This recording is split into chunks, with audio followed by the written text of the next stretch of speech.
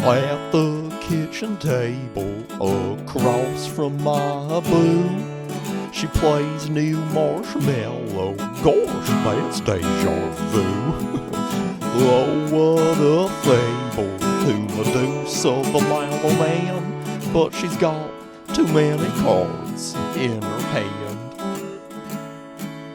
Come on now, let's play some Lorcana. With Pirate Donald Duck, it's a Nirvana. We'll down a go with water to lick popsicles, play red and blue, a smorgasbord of lore, it's Lorcana.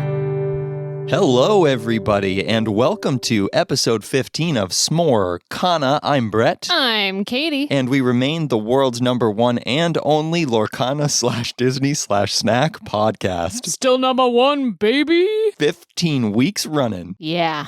We are in a new phase of Lorcana. OMG. Ursula has returned. Has she ever? I mean, it's been our whole life these last couple days. And what a wonderful life it has been. And what a wonderful life indeed. The vibes are immaculate. The cards are fresh. The snacks are bounteous. Oh, it's crazy. We've purchased a lot of cards over the last couple of days. Yeah, we may have bought a box each of the last 3 days. Oh, that's so true. I didn't realize we had bought one box every day. Yeah. Well, you know, the thing was that with Inklings, we bought a box, realized that we didn't have playsets of anything, bought another box, still didn't really have playsets of anything, and then kind of trickled packs along for the next. Yeah, and we realized, like, it's better to just take the plunge and get the cards that you want to play with now. Plus, so much more fun on a big release weekend to like just slam through a bunch of packs. Absolutely. So much fun. We picked up those 3 booster boxes. We pulled 2 Enchanteds. We got a Sisu.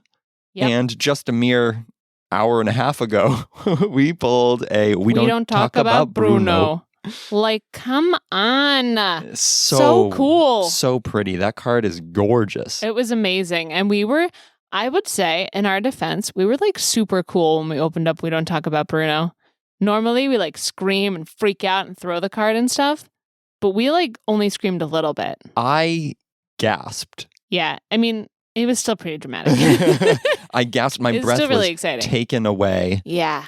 And it's because we slowed down a lot and we were like tried to guess what it was from the artist or remember who it was. I know. Rather than just kind of That's true. I guess we weren't cool. We were cool that we waited. Yeah. And we tried to figure out who it was. And you figured out who it was almost exactly by looking at the number that it was on the bottom of the card, which was pretty cool. Right. Because, you know, it goes sequentially by ink color, and there are 3 in each ink color, so you can kind of narrow it down from there. But yeah, super exciting. So cool. We managed to land a copy of the Illumineer's Quest. Yes. Deep Trouble. Loved it. We're going to be talking about that a little later. Yeah, can't wait for that. We got a trove. We got a trove. Which we love, having the box to carry all of our cards in. It's such a cute box. Really pretty dice. Oh, so much fun. Just great vibes. Great products all around. Super jazzed for all of the new stuff. Yeah. We played in a sealed tournament yesterday at the friendly local gaming store. It was so much fun. It was an absolute blast. I had more trouble building my deck for this set than for any sealed that we've done before. I know, you took a lot longer than everybody else. You had some duds. Yeah. We could assume. Yeah, you know, it was just that there's a timer and I was going to use the time basically. Oh, yeah. And so I was just deliberating between a few different directions that I could go. And I think that's a testament to the overall card quality in this set. It really feels like there weren't many cards that I could instantly rule out. No, it feels very different. I had a little easier time making my deck because I got 2 legendaries for the first time like ever in a sealed. Normally I don't get any legendaries from sealeds. As a rule, I won't take them. This was your 4th sealed. You had done 3 sealeds previously, opening 18 packs and had never hit a legendary. Yeah, never hit a legendary. And then yesterday I got 2. What'd you open? I opened Cinderella, the pretty singer Cinderella, and I opened Donald Duck. Pirate Donald. And a foil Donald at that. Amazing. An incredible pull. Now, you can josh me all you want for taking a lot of time, but you didn't take that much time. It did pay off.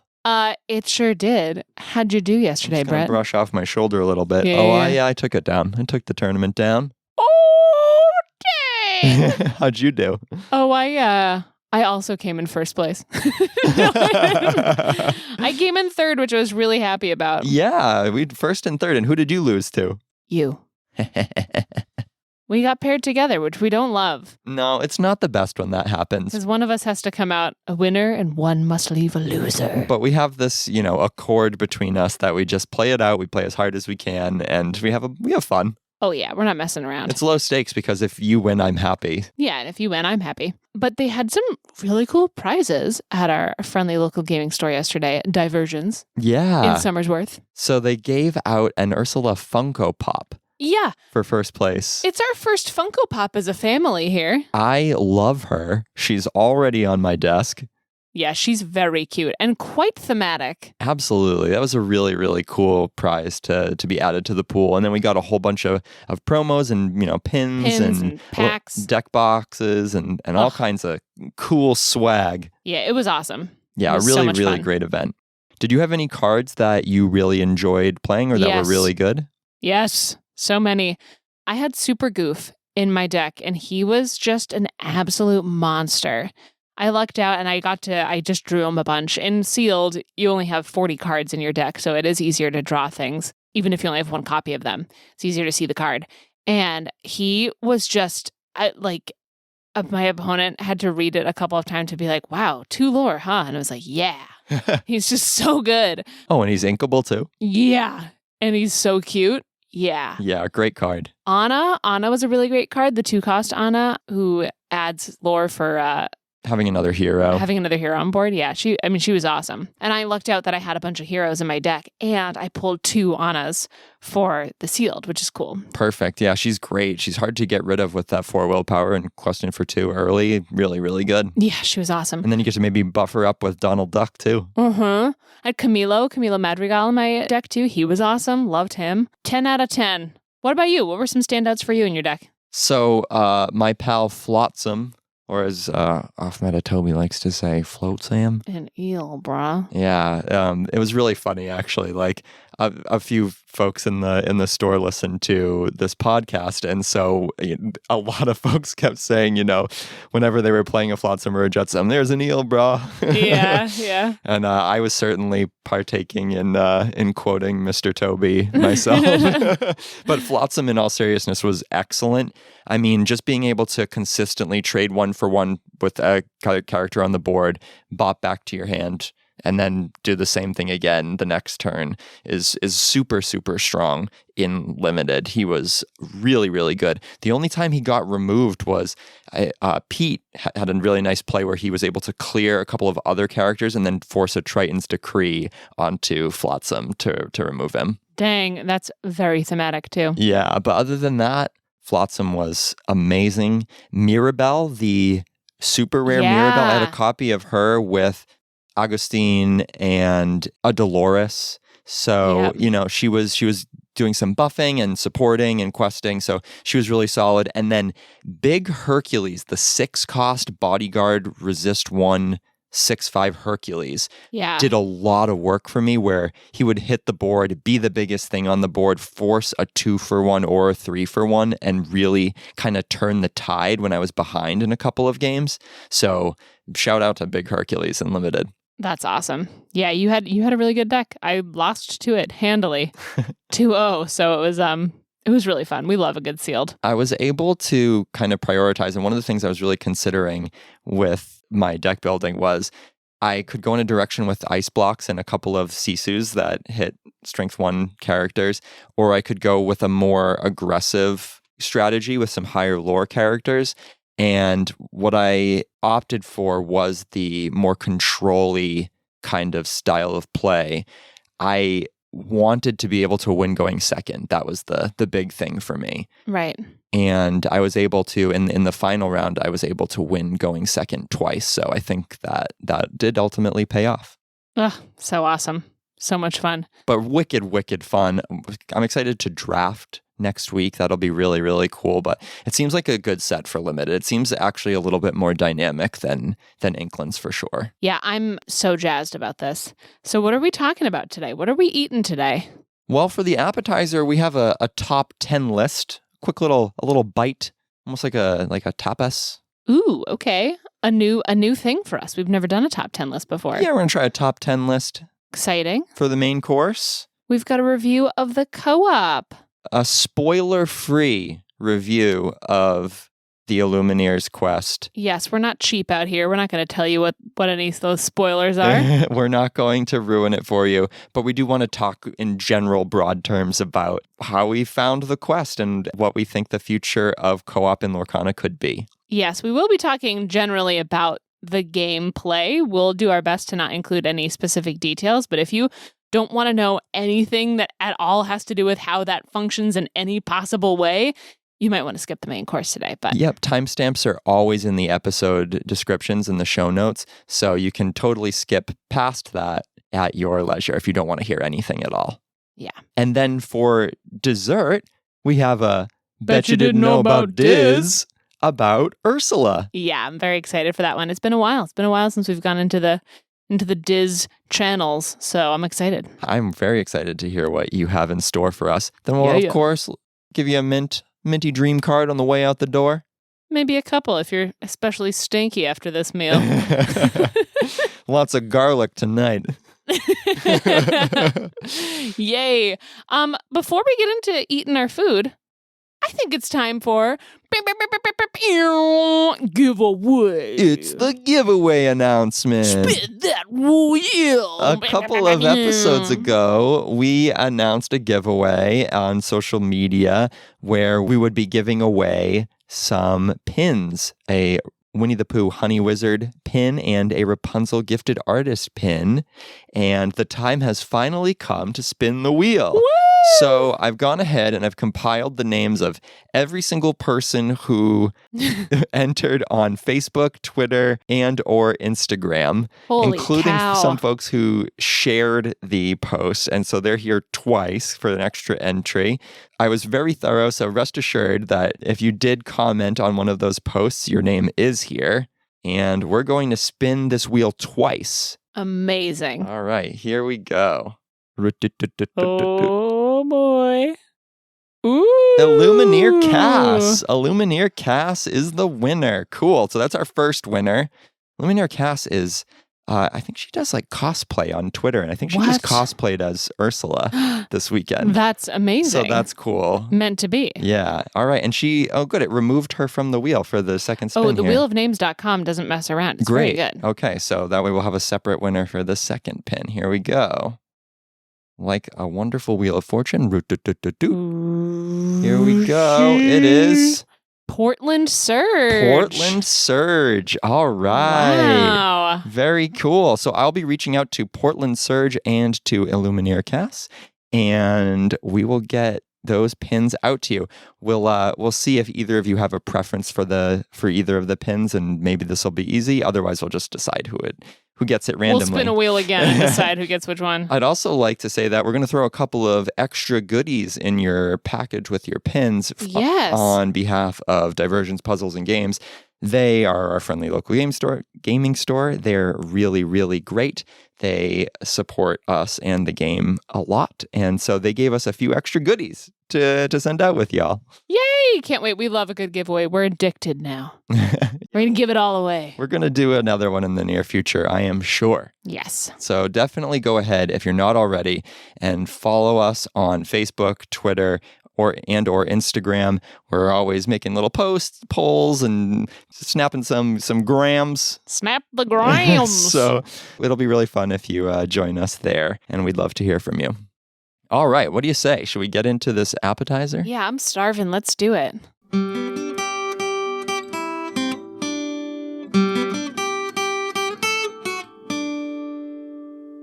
Hi, Helga. How's it going? Are you feeling any better? Hello, I have your appetizer here. Thank you. Are you doing okay? Last week, I know you were having a tough time. I just want to see if you're doing all right. I am filled with joy. Enjoy your appetizer. Wow, she seemed happy. She seemed, I mean, she said she was filled with joy. I couldn't discern any emotional difference besides that. But yeah, but can you ever? No. With her, I guess we'll have to take her word for it that she's filled with joy. Yeah. Okay, well. I mean, all great right. for her. Yeah. Well, we've got 10 bites here, 10 little morsels. Look at this. It's like a box of chocolates. Oh, it is. Ooh, a little chocolate appetizer. This should be at more restaurants. I'm into a chocolate appetizer. It's like a savory chocolate appetizer. Oh, yeah. It's like bacon covered in chocolate. Yeah. Salty and sweet. I love it. Okay, our first little bacon bite here. Oh, all these bacon bites seem to have something in common here. Yes, these are the 10 best thematic ways to complement a Lorcana character's significant willpower. Ah, yes, significant willpower. Some characters in Lorcana have high willpower stats, and they are sometimes referred to in slang terms. There's a bit of lingo that floats around the TCG circles.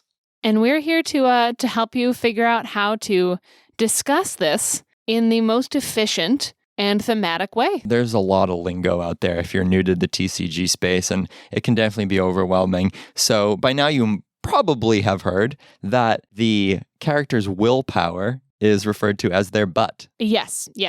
Classically referred to as their butt. Yes, that's the classic trading card game lingo. Yes, so we're here to fill you in on 10 other phrases you can use. Yeah, these are very thematic. They'll fit in with the Disney theming, and we just wanted to help you along. No more beating around the bush. Come on. Here we go. So number 1.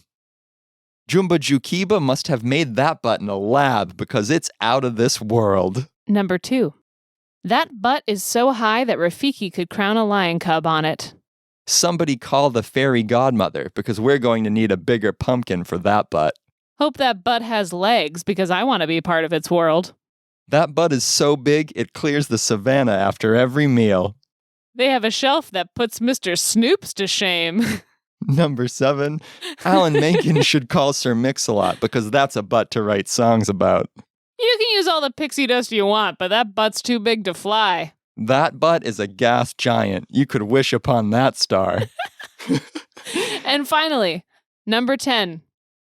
We know that butt isn't named Bruno. Because everybody's talking about it.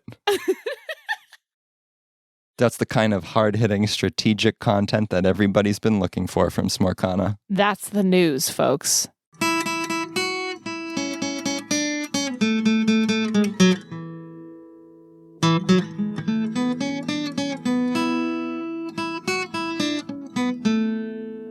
Ooh, it looks like our main dish has arrived.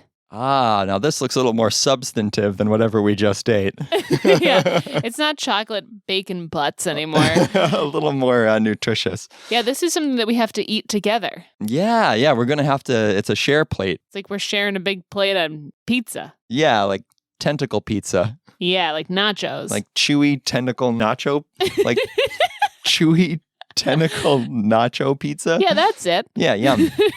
Delish. It's a co-op meal. Yum. Get it? Yeah. Wow. So we were very fortunate to land one of these quests. Yes. At MSRP. Yeah, you waited out in front of our, once again, friendly local gaming store early in the morning on Friday to make sure that we got our hands on one of these clams.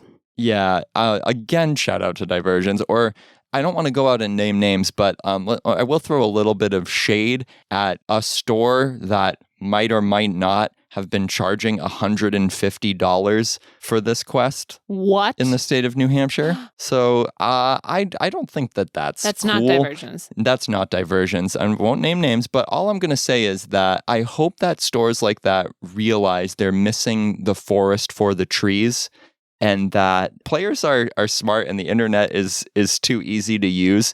And there are too many stores selling Lorcana to get away with that too much. Yeah, get out of town. What? So just appreciation for the stores that were selling these at MSRP. That was really, really great. Yeah, but we will say, I mean, one of the biggest things that we're worried about with this game is that a lot of people can't get their hands on it. Yeah. You know, maybe it's because of stores that are overpricing it. Maybe it's just because they don't have enough product. Yeah, there definitely is not enough product to meet demand. I know and people who want this quest were not able to get their hands on it. I do have faith that Ravensburger understands how important the quest could be and that there will be more printings in the future. I think we're going to see this on the shelf at Target and Walmart. I think that in the not too distant future, if you want this product, you will be able to get your hands on it.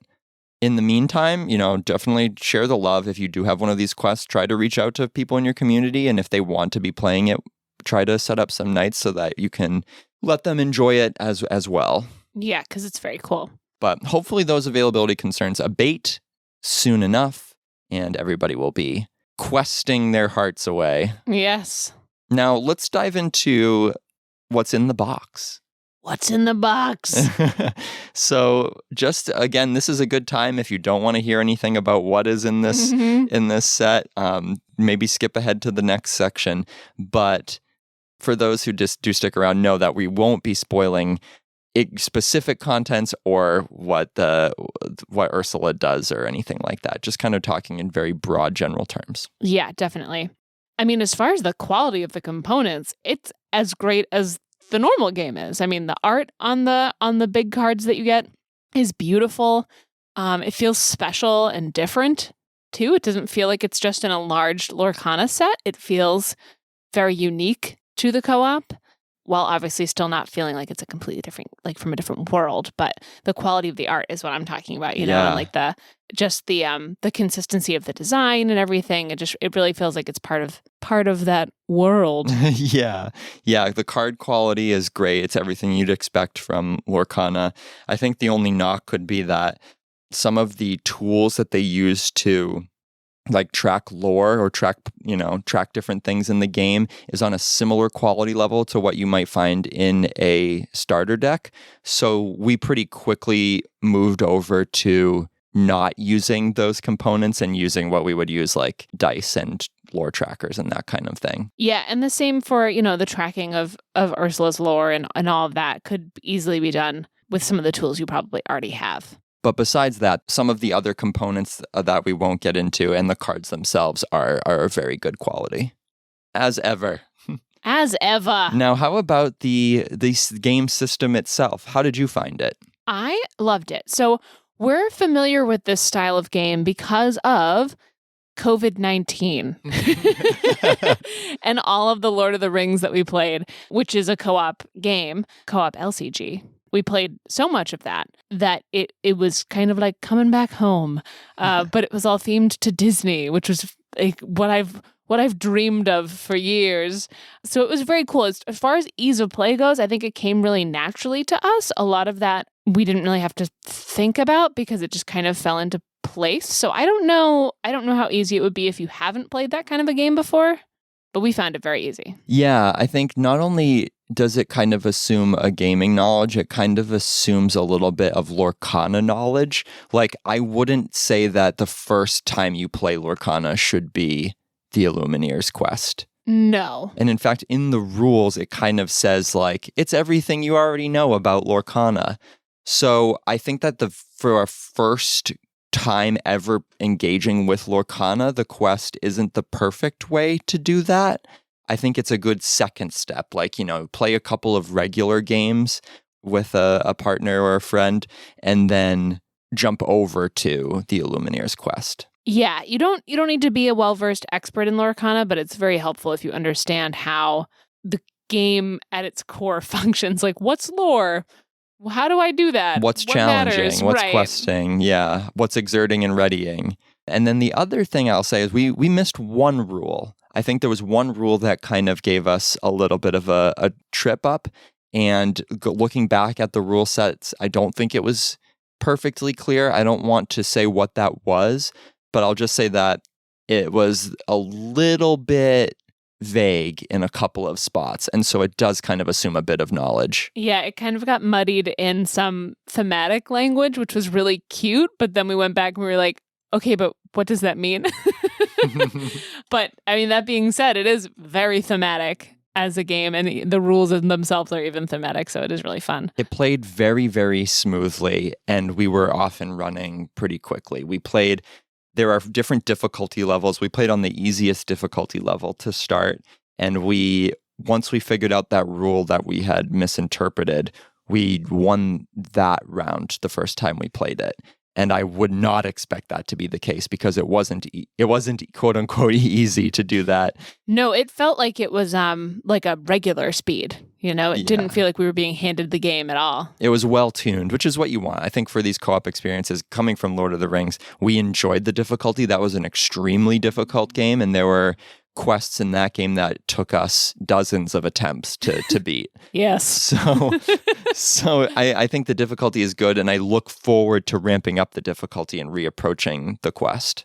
Yeah, definitely. Now, did you have fun? That's the bottom line. Did you have fun? Overall, so much fun. Not overall, so much fun.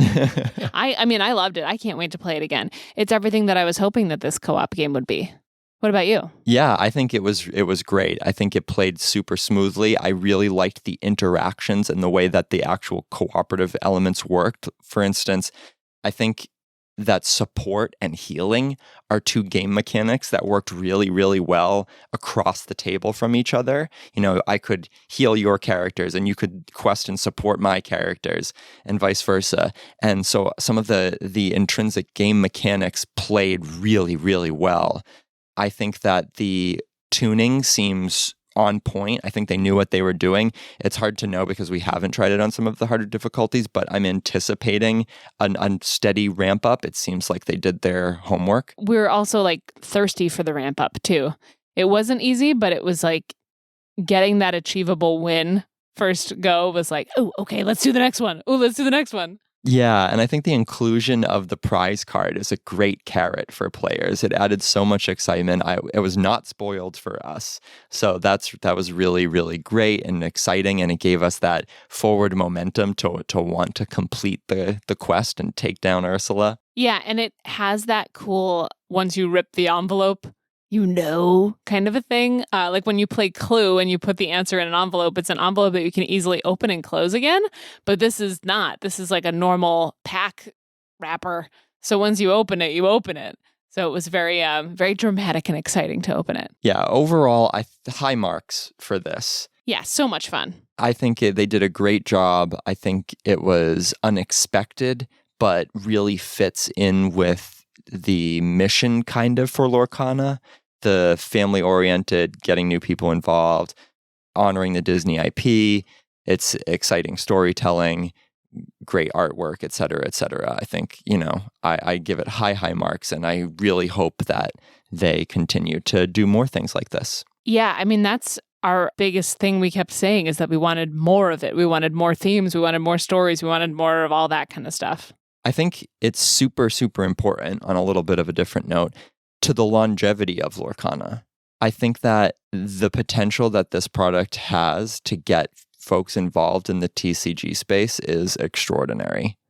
I think it could open a lot of doors. I think it could be a gateway for folks to move from their kitchen tables and their board game nights to coming to a local gaming store for a small tournament, to a set championship even. It offers a new way to engage with all of the work that Ravensburger's already done. Yeah, it makes it a game that can be on your shelf that you can pull out and play a bunch instead of some kind of a foreign card game. People don't know how to stack it, how to put it away on the shelf, and what is this, and there's no rules that come with it and all that kind of stuff. Yeah, it's that board gamey kind of experience where everybody's played a board game if they haven't played a TCG. Right. So, yeah. Yeah, so when I was in line at Divergence on release morning, there were a couple of, I don't have the perfect word for this, but they were cool soccer moms. They were, I'm not a regular mom, I'm a cool mom. Yeah. And so they were getting involved in Lorcana for themselves and just chatting about it and having a great time and had questions about deck building and stuff, but they were really, really new to TCGs. And I think that this product absolutely was a factor in getting them through the door. And then it was a great opportunity for me. I try to be outgoing when I see folks like that and say we have a really casual play group at this store. You can come to a tournament. It's not intimidating. We'll help you out. We'll teach you whatever. We're happy to play games with you and engage with this with you. So already, like before Ursula's had officially released, at this store, we were meeting new people. Yeah, that's awesome. Who wanted to play Lorcana with us. So that was awesome. And I think it's a testament to the power of Deep Trouble. Deep Trouble. So, what are some things you want to see improve about Deep Trouble? We've said how much we love it, but what do we want to see changed and added to this? I would love to see a little bit more presence from the story.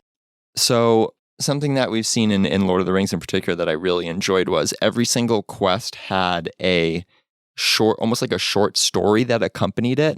It would be a few pages. It would be included with the quest, and it would tell you narratively what you were doing in the quest. Yeah, we love reading those. That's one of our favorite parts of it. Yeah, and so you could carry over from quest to quest and follow a long story arc. And that was really, really cool. And I think that Lorcana had the opportunity to fill in some gaps with what's going on in this story and what are we doing with these glimmers, et cetera, et cetera. As much fun as it is to kind of piece it together from the cards, it would have been cool to get a little bit more narrative, some kind of prose booklet telling us what Ursula's doing and why. Yeah, I mean, that's something that I've wanted from Lorcana in general anyways. I want more info. I want to know more about all this stuff. And I know that part of it is the mystery and putting it together and blah, blah, blah. But I agree. That would be really cool. A comic book would be perfect. Yeah. A comic book would be ideal. There's so many great artists who work on the game. A very short comic book would be very, very neat. I would love to see the game develop differently at certain lore totals. So or at certain checkpoints in the game, maybe new mechanics are introduced, maybe new characters pop in, maybe the game is kind of shifted at certain points. Yeah, multiple stages. I mean, right now there's one card that you look at for the game, and that has all the wrinkles and the rules on it. But in Lord of the Rings, for example, sometimes a quest will come with 6 different stages that you have to battle through.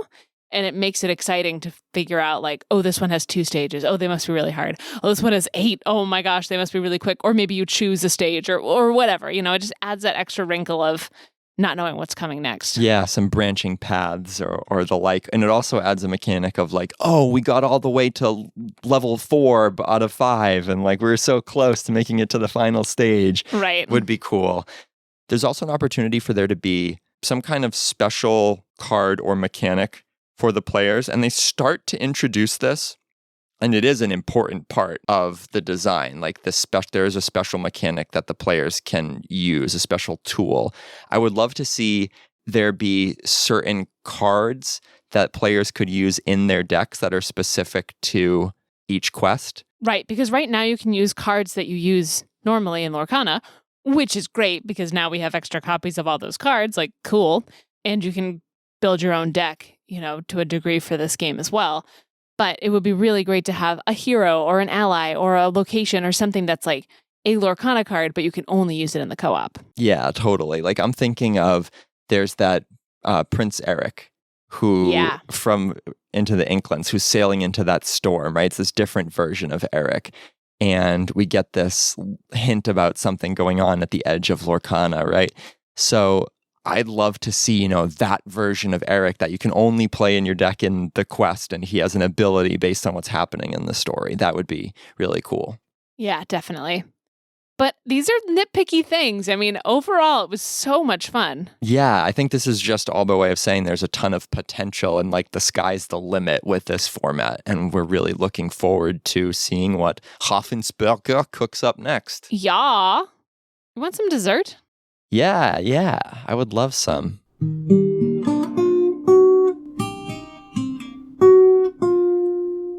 Bonsoir, madame. Hi, Francois. Voici your dessert. Oh, thank you so much. Here we have an ink-colored sundae for you. It is an ice cream that has been colored with an ink. It is a black ice cream. But it is, while it looks very unique, it is flavors that will comfort you. Oh, thank you so much, Francois. Bon appetit. Thank you. Wow. Did you hear that? It's an ink sundae, but it has flavors that will comfort us. It's so it's not anything crazy. Jet black ice cream, but I think it's like vanilla. It's like chocolate ice cream. Yeah. Yeah. Really cool. Awesome. Okay. Okay. So it's Ursula themed. It's Ursula themed, which makes a lot of sense. Bet you didn't know about Diz. Tell us about Ursula. Bet you didn't know about Diz Octopus. So Ursula has a cool origin in terms of like how her character came to be. So since it is Ursula's return season, I want to chat about some fun facts about Ursula. Dig it. So you may or may not know, The Little Mermaid is based on a Hans Christian Andersen story. A lot of people know this, but there is no character named Ursula in that Hans Christian Andersen tale. So I did a little bit of digging. I knew that she was just a sea witch. I knew that she wasn't like Ursula the octopus who lives in a cave and takes people and whatever. And has 2 eel pets. Yeah, right. And has 2 eels, bruh. But I looked up on the Hans Christian Andersen wiki, you know, how he has one of those. And it says that when the Little Mermaid first meets the sea witch, she is described as a disgusting old hag who allowed a toad to eat from her mouth and had 2 water snakes as pets, whom she called chickens. As payment for transforming the Little Mermaid into a human, the sea witch wants her voice, as it is the sweetest voice of any who dwell here in the depths of the sea. When the Little Mermaid agrees, the sea witch cuts out her tongue and brews a potion that includes several drops of her own black blood, alongside other disgusting ingredients. Wow. Dark. So, you know, I can't think of any reason that Disney would want to change anything about this fun guy. Yeah, that sounded like a classic Disney story. Yeah. Disney loves movies where people have their tongues cut out. Tongues cut out. Not as magical or like beautiful as Disney typically is, right? Because villains are like typically pretty broad characters. So what was the influence? How did they make this twist? A popular theory online is that it's based on Howard Ashman's aunt. So Howard Ashman, we've discussed before. We talked about him a little bit in the Alan Menken Diz. Howard Ashman was a lyricist with the Walt Disney Company and on Broadway for a long time. He's amazing. I'll have a 2-hour bet you didn't know about Diz about him at some point. But he was the lyricist for The Little Mermaid. And if you do a deep dive, you can hear him singing Poor Unfortunate Souls. And it's so good. So cool. So what do? YouTube Howard Ashman, Poor Unfortunate Souls? Yeah. Oh, yeah. It comes up worth it. Quite quickly. So worth it. We were listening to it earlier when I was looking up stuff for this. Sounded amazing. It's just so cool when you can hear recordings like that of the people who wrote the song singing the song, because they're imbuing it with what they want from it, what they were envisioning when they wrote it. But anyways, I'm getting sidetracked. People thought it was based on his aunt, his Auntie Anne, because she looks exactly like Ursula. But it's not. That would be cool, but it's not. It's actually, she is based on the drag queen Divine. So Divine is one of the oldest drag queens. Many people see her as a founding mother of drag. She was like a B-movie star in the 70s, the 80s, and a lot of like kind of like schlocky comedy things. But it kind of makes sense if you think about it now that Ursula is based on a drag queen. Right? Definitely. I can see that. She's got like the exaggerated makeup. She's got the exaggerated hairstyles. Like her lips are really exaggerated. Very much so drawn in the style of a drag character, right? She's got that alto kind of voice too. Yeah, she's like a caricature of a lady in a lot of ways. So her style is that of a drag queen, right? But it also makes sense that as a villain, she would be a character who's kind of on the outskirts of society, right? Ursula's not well accepted by everybody else in the ocean. Her brother outcasted her. No one talks to her anymore except for her eels. Similar to those in the drag community, right? I mean, this came out in the late 80s. They're kind of on the outskirts of society. They don't really fit in, you know? They're too big and brash for anybody. And I mean, you can go even deeper into her trying to steal Ariel's voice and like what that means. And it's been a really hot topic, especially lately with the latest Little Mermaid coming out, the Little Mermaid live action. Melissa McCarthy played Ursula, and it caused quite a bit of outrage online because a lot of people think that Ursula should be played by a drag queen. To carry on that kind of tradition. Yeah, and just because she's so famously based on a famous drag queen that people think that it should just, be performed by a drag queen too. So Ursula's seen as a important figure for the LGBTQ community. Yeah, I mean, in a lot of ways, right? Interesting, yeah. Yeah. I had no idea. Yeah, and there's obviously a lot of sides to this where some people think that it's beautiful that she's a villain who is representative of the LGBT community because she's on the outskirts and misunderstood, whereas some people don't appreciate that they're villainizing the other, right? Like villainizing those people. But I mean, either way, she exists and it is an icon for better or worse for some people. I think she's a fascinating character. I think it's really cool that they had a character who was so heavily influenced by drag in a Disney movie in the late 80s.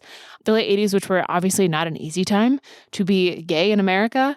Sure. Howard Ashman was quite gay and, helped to create her. And, it's cool. That's something that Disney wouldn't have talked about back in the 80s, about that influence. And it's come out now. There's a lot of articles about it now, I think, especially because of the live action movie. But it's important. It's cool. She's really cool. She was voiced also not by a drag queen. She was voiced by Pat Carroll, who is a comedian, famous-ish in the 60s, 70s, was on Broadway, nominated for a Tony Award, just a great actor, and sings Poor Unfortunate Souls very well and performs the role very well. I think Ursula is the thing that she's the most famous for. Yeah, I think both Pat Carroll and Melissa McCarthy knocked it out of the park. Yeah. I think especially when you have a role like that that's become so iconic, I imagine it's really difficult not to just do an impersonation or like a facsimile of that performance. And I think Melissa McCarthy did a great job of creating her own Ursula and really stretched the bounds of what I had seen her do as an actor. And I thought very highly of Melissa McCarthy, but I was really, really impressed with her range and the really bold choices that she made playing that character. Yeah, I mean, bold is a great way of putting it, right? Because the style of the performance is still drag.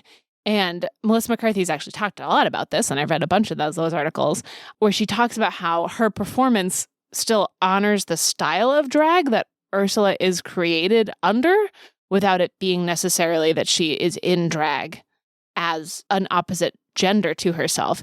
You can still be in drag as someone without necessarily performing as a different gender. I mean, that's a wildly hot topic that I don't know a lot about, but it's definitely something that's getting people talking. People feel strongly about Ursula. She's a powerhouse. She's a cool lady. Yeah. It's cool that she's gotten her own expansion in Lorcana too. Also, she's just so iconic. And I think about, this is so trite compared to the topics that you were just talking about. But I think about that animatronic in that ride, in Ariel's ride in Disney World. And how amazing it is and how striking it is, right? Because like visually, Ursula is so powerful and present. All of those tentacles, those huge tentacles, and like the shock of white hair and the eels that are always with her. Like what a powerhouse, like you said, right? She really, really is striking, really makes an impression. Yeah, she's a stunning character, and I think she paves the way for a lot of villains to come after her. She makes that archetype into something different, right? It was like a beautiful old queen who's mad, a beautiful stepmother who's just a mean woman, an evil queen who's a mean woman, like just a lot of angry old ladies. And instead it's like this aunt who lives in a cave, Yeah, somebody who's on the outside and who has a plan and wants power or revenge or wants control over something and really goes for it rather than, the more passive style villains that we have seen. Yeah, I mean, still has that bitter contempt that I think a lot of the Disney villains have of, they hate the princess for what she has, but Ursula wants the power. Ursula doesn't have the power and needs it, whereas Tremaine or the evil queen have power. And they just are choosing to punch down. Ursula doesn't have the power. She's out. She's all the way out. And if she can trick Ariel, then she can get the power back, Interesting. Yeah. She's cool. She's really cool. I could go on for days about her. Anything else you want to share about Ursula before we head out the door? grab a mint? I mean, once again, I'll tell you to Google Howard Ashman singing Poor Unfortunate Souls. It's a great song. It's a fantastic song. I think it should be in every top 10 villain list song things. I'll link it in the show notes for sure. Yeah, definitely link it in the show notes. He's a genius. We'll talk more about him and Little Mermaid in a whole other diz. All right, what do you say we hit the road? All right, let's do it.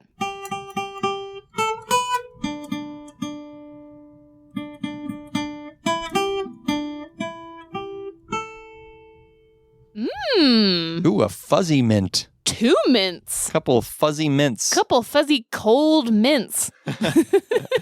Arctic, kind of Canadian style mints. Bearish mints. All right, so a couple of dream cards for you. Yeah, Brett, you've cooked up 2 dream cards for us. And I will say these dream cards, when I first saw them, kind of came out of left field. But I love them. I think that these are, again, characters that we have not seen in Lorcana. No. A movie that we have not seen in Lorcana, but that we very well might see someday. Ooh. So we have Kenai. Ooh. New Bear. Brother Bear. From Brother Bear. Kenai is a 2-cost emerald card. He is a 2 strength, 2 willpower character. He's a storyborn hero who quests for 2. He has no other text, and his flavor text says, "I'm not a bear. I hate bears." Yes. Dear listener, if you have not seen Brother Bear, do yourself a favor. Pause this podcast, watch it right now, and then catch back up with us. It's so good. It's so sweet. I actually saw it for the first time a couple of months ago and was taken aback with the artistry of that movie. Gorgeous. It's beautiful. The storytelling is really, really great. And it has a really great message and some really fun characters. You'll definitely laugh. So highly recommend Brother Bear. It does not get the respect that it deserves. Plus an absolute banger of a theme song by Phil Collins. Oh, tell everybody I'm on my way. Yeah. So good. That's the one. Now tell us about this bear trend. So yeah, if you have been in TCG circles for a while, you might know that traditionally a bear is a 2-cost 2/2.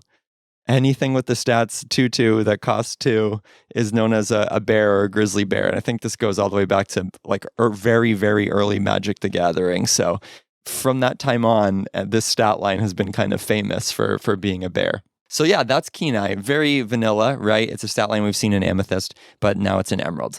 And then we have a second dream card. Ooh. We have Kenai embracing his totem. Yeah, this card is gorgeous. Yeah, so I found a really cool screen cap from the movie. This is an 8-cost inkable amber card. 5 strength, 8 willpower, quests for 3. Big old stats. Yeah. He's Floodborn, he's a hero, and he's a mentor.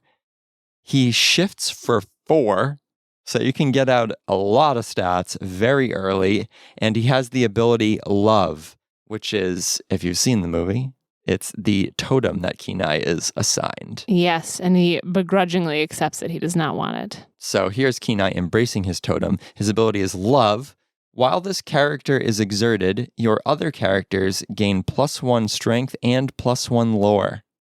Wow. He's crazy good. Yeah, he's a legendary in my mind. Makes sense. He does have the flavor text. Kenai, love is the most precious of totems. It reveals itself in unexpected ways. So here we go. Kenai shifting in onto that little emerald vanilla character with this house who quests for 3, buffs up your other characters. So, he's vulnerable to the same kind of hard removal that other characters are. He doesn't have ward or whatever. And to buff up the rest of your board, he does have to be exerted and vulnerable himself. But that said, he is a big old powerhouse. And he would find a home in that forced emerald amber combination. Yeah, he is so incredibly strong. It makes sense that he's a legendary, but man, do I want these cards in the game now. Yeah, I think if this was printed right now, he'd probably be a shift 6. But you know what? When you're making dream cards, you can push them to the moon. Dream, baby, dream. If you want to see these cards for yourself, I do go ahead and post these on all the social medias. So you can look at them there. And other than that, let us know if you have any feedback on any of our dream cards ever. If there's something that you'd like to see in the game or you think that they're way overpowered, do let us know. Tasty mints.